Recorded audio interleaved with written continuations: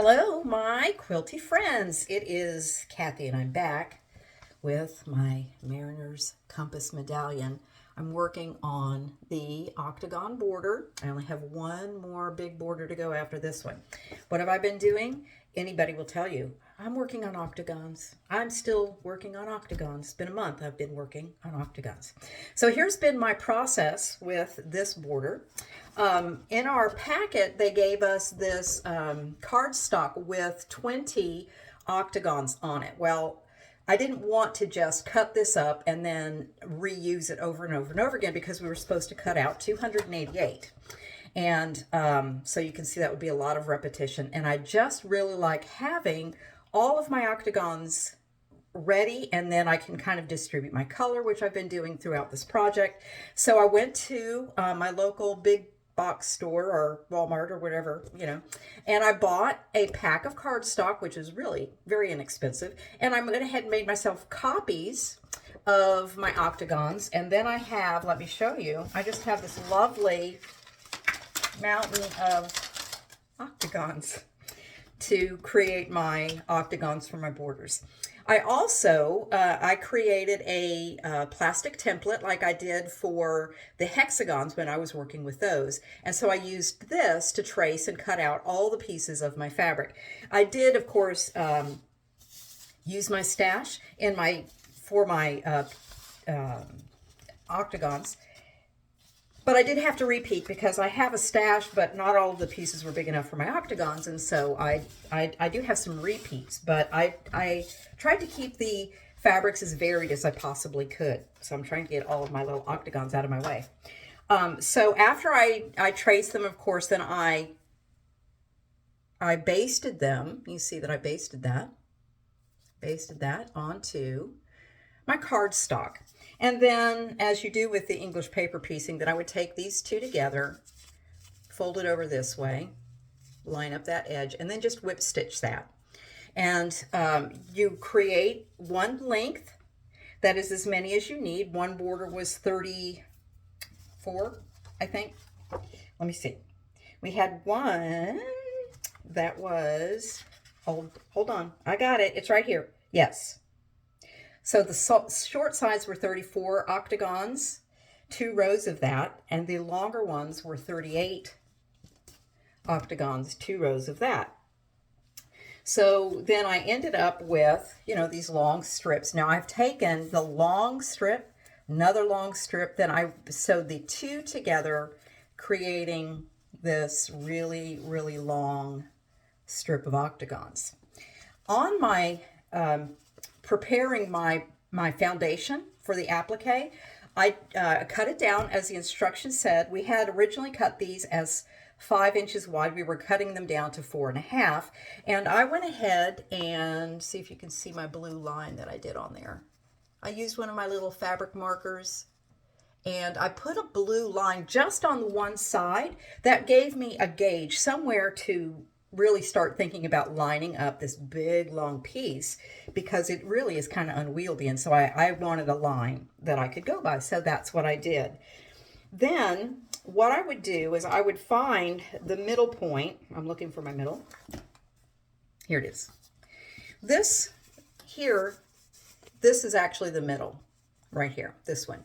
And so I took out, I removed these basting stitches just on one side.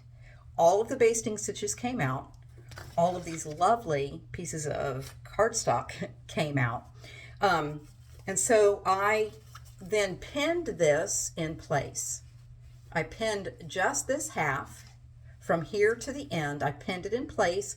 No cardstock, no basting stitches. Then what I've done is I stitched along just the top, which if you turn it over, you can see that. I have just stitched the top of that side. Now, the next thing I'm going to do, and I actually have my pins in place here, right here, I'm going to stitch each one of those inner squares. I'll do that all the way to the end. Then, when I get to the end, I will simply turn it over, and then I will stitch along the other side. So all sides of my hexagons will now be appliqued onto my foundation. Now, that sounds simple enough, but I did find that I had an issue with this border, and I'm sure it is operator error. I had too many octagons on each length. So they called for 2 rows of 34 octagons for my short sides. When I put the octagon length on the fabric, which is the correct length, the fabric is the correct length, I had to cut off or take off 1 set of my octagons. So I had to reduce each one of my borders by 1 octagon. Okay, so top and bottom means there was actually 2 that I took off, but I had to make it shorter by that much. And of course the math person in me is going, well, how can that be? These are 2 inches. They're 2-inch octagons, and the border is 68. So that means that they should be 34 octagons. Well, what I did was I measured from side to side here, and every one of these octagons is 2 1/16. And that is because the folding over of the fabric adds that little extra width. Well, a 16th doesn't sound like much until you multiply it times 34. Now you see that I actually have, if you do the math, and I was a math teacher, so of course I did the math, over 2 inches too much, which is the width of one of these octagons. So I don't know what I'm going to do yet. I will show you what I've done, because this is my last border to put on. So I will show you what happened when I did the short sides. It was not a problem, but when you start adding the top and bottom, my octagons did not line up, and I'll show you what I mean.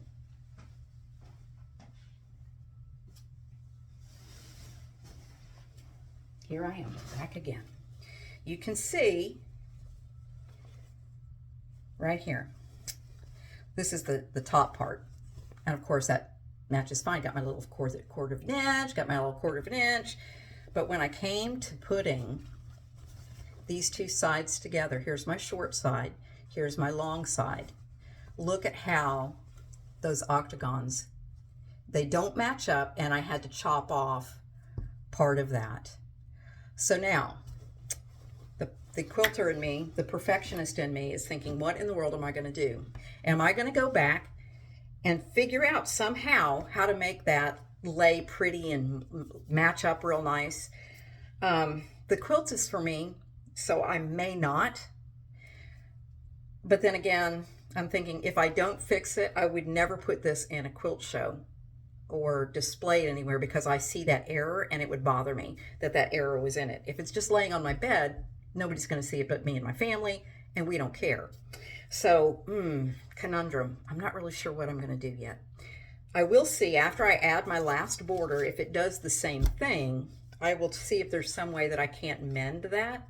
So my suggestion to you is, when you go to make your octagons, you may want to cut these out just a scant smaller, and measure it. When you get done, measure it and see, does it measure exactly 2 inches rather than 2 1/16? And you could, me, I didn't know that I was going to run into this problem, so I made all 288. Actually, I made a couple more than 288 because I lost count.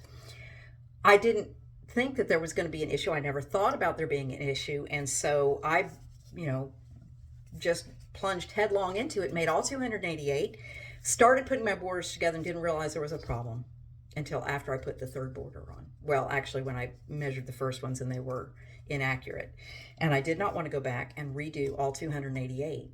So measure them out, make sure that these are exactly 2.5 inches at this point. When you get them sewn on here, it has to be 2 inches exactly, or you may run into the same issue that I had. So that being said, I'm getting really close to finishing this quilt. I don't know if I'll get it by my deadline, which I gave myself for the end of the year, but we'll find out. And I have that big, wonderful border with all those flowers on it. that doesn't get sewn on for a while, so I have time to contemplate, what am I going to do with my Octagon border? But that's where I'm at, and I hope that you are having fun with whatever it is that you're working on, and I will see you the next time around when I'm on that last border. Who knows? You might see the finished product when we get together again. Okay? Have a great day. Bye, guys.